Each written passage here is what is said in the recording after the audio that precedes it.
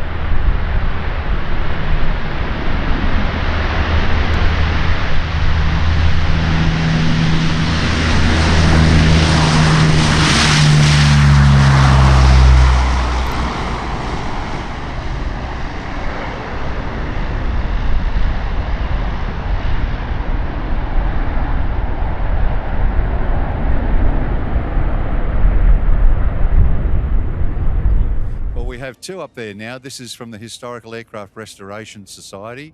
We have the helicopter, which is the Huey. That's representing Australia's service in Vietnam by both the Air Force with 9 Squadron and also with the Navy. The 135th Helicopter Attack Squadron was joined by Australian Navy pilots. We also have the Catalina up there, the World War II flying boat, the Black Cat, synonymous with operations throughout the Pacific Theatre. They have been taken to various holding positions, Right. but generally speaking, they've all come from their own home airfields today, representing Australia's Air Force history. What are we seeing there now? The beautiful DC-3. This is the workhorse of the RAAF during the war, the Biscuit Bomber, the Dakota, Goonie Bird. It had very many names, but it was an aircraft that performed a valiant role. I think Douglas MacArthur said if it wasn't for the DC-3 and the Jeep, we wouldn't have won the war. I know when the Queen was out here, what was she flying on? She was in the C-47 or the DC-3 She as well. was in the DC-3, Yes. and that was when we saw the last changeover of the colours. That's correct. Right, okay. So Usher has them all up there under control. All under control, and he's guiding them all in. So we can see at the present time, we've got the DC-3 and the Caribou representing the use of the aircraft by 35 Squadron, particularly up in Vietnam, where they carried over 667,000 kilos of freight during their time in Vietnam. So the Caribou was the first one we saw there? The DC-3 followed by the Caribou. Right.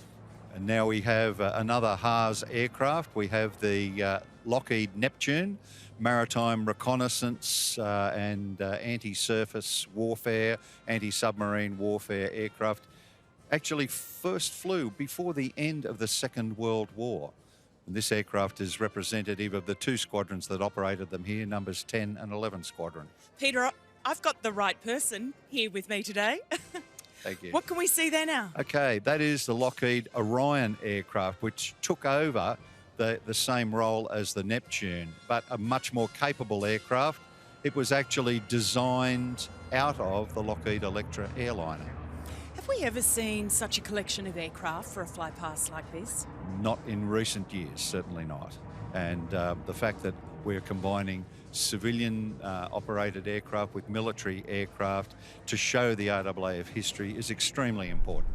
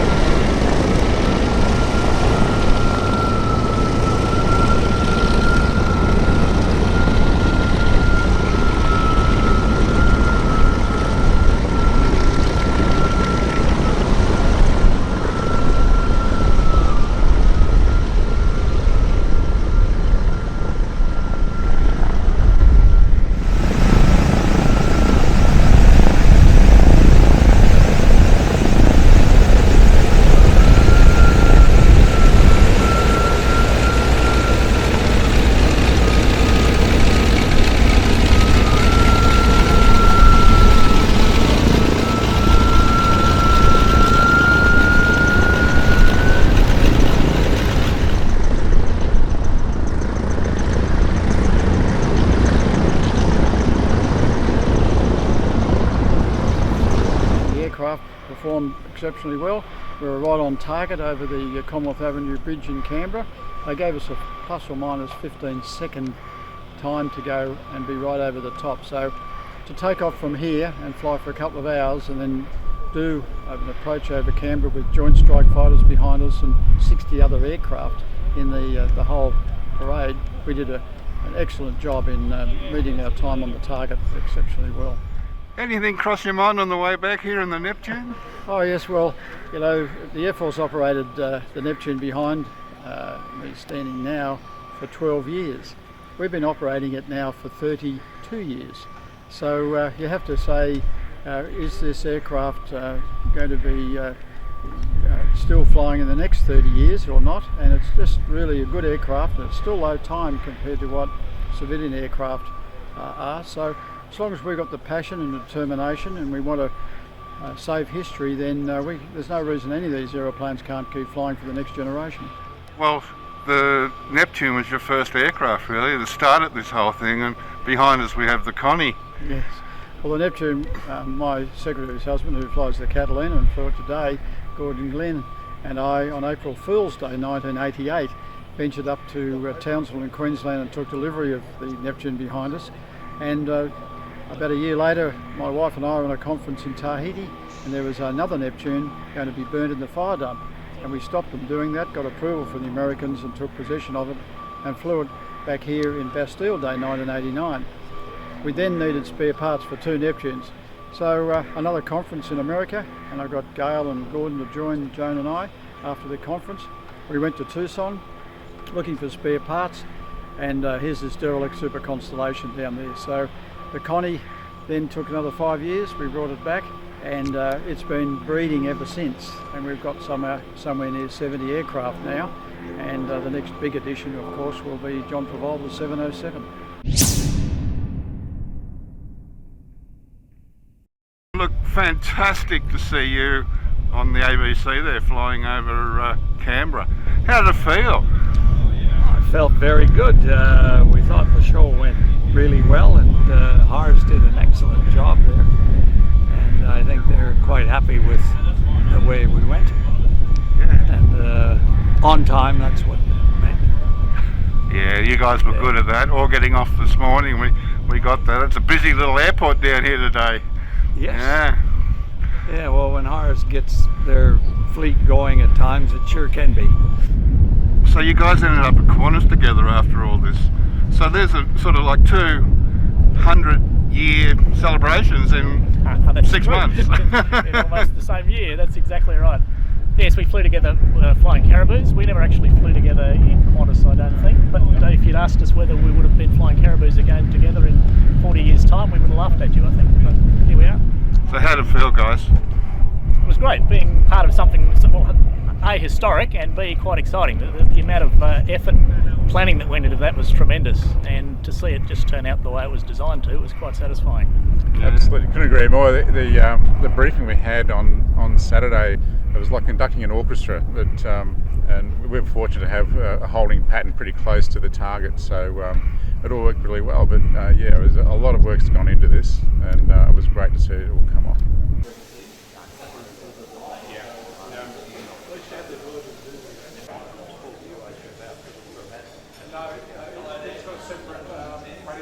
After your tour, stop by the Connie Cafe for lunch and coffee. Mine's a large flat white double shot.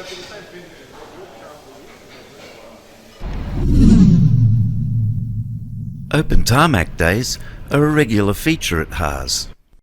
From the only Lockheed Super Constellation flying today to the first Qantas Boeing 747-400, HARS Museum is located less than 100 kilometres from Sydney at Albion Park, gateway to South Coast, New South Wales. If you enjoyed this video, please like, share, subscribe and leave your comments below.